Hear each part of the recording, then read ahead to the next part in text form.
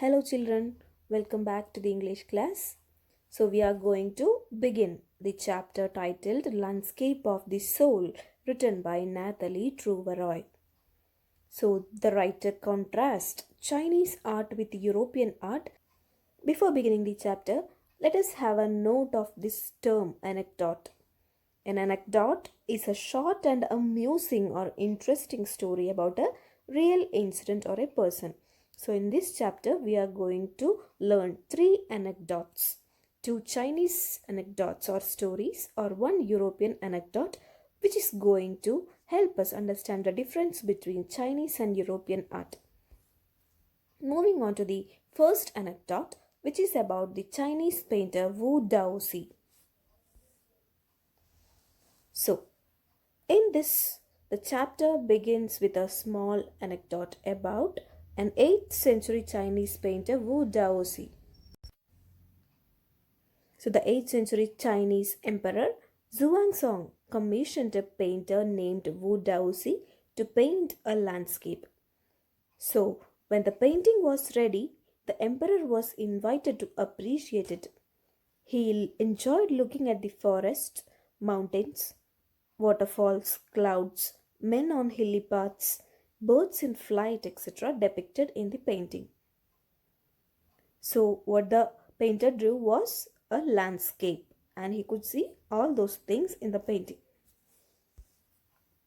But the painter invited his attention, the emperor's attention, towards a cave in the painting, inside which the painter said resided a spirit. The painter clapped his hands, causing the entrance to the cave. So, when the painter clapped his hands, the entrance of the cave opened. Then the painter said, "The inside is splendid beyond anything words can convey. Let me show your majesty the way." Then, what did the painter do? The painter entered the cave and disappeared.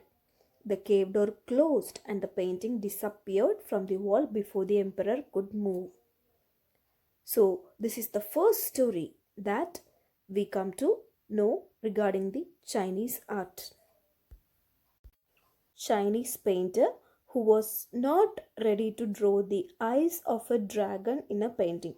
So, the painter had already drawn a dragon, but he was not ready to draw the eyes of the dragon because he thought that it would see and attack him if the dragon was given eyes.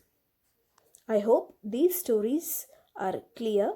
The first one is about Wu Daozi, who painted a landscape and escaped inside the cave on the painting. The second one is about a Chinese painter who was not ready to give the eyes or draw the eyes of a dragon in a painting. Now, moving on to the third story, or it is the anecdote about the European painter Quinton Metzes. So, this is happening in the 15th century. So, once a 15th century Belgian blacksmith named Quinton Metzes fell in love with a painter's daughter.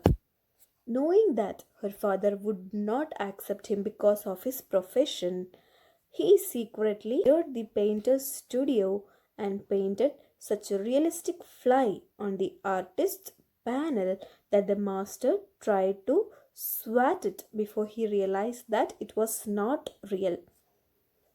So, what do you understand? Quinton Metzes. He fell in love with the painter's daughter. So, since he was a blacksmith, the painter was not going to agree to their marriage. So, he drew a very realistic fly on the painter's panel, and the painter himself thought that it was so real and he tried to swat it away. So, in this context, you are introduced to a word called delicate realism. So, delicate realism is the alluring quality of the art which makes it seem real. So it's not abstract painting, rather it looks just like the real thing. So later, Quinton was accepted by the master as an apprentice, married his beloved, and soon became famous for his realism in painting. So Quinton went on to become one of the most famous painters of his age. I hope these three stories are clear.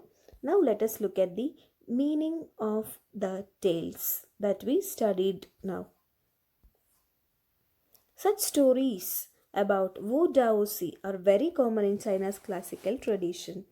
It was through such stories that great masters made abstract concepts concrete. So such tales reveals that art has an inner life and it had a meaning or soul. So art was just not for art's sake, rather it had inner life or soul. The emperor had appreciated the painting only from what he saw.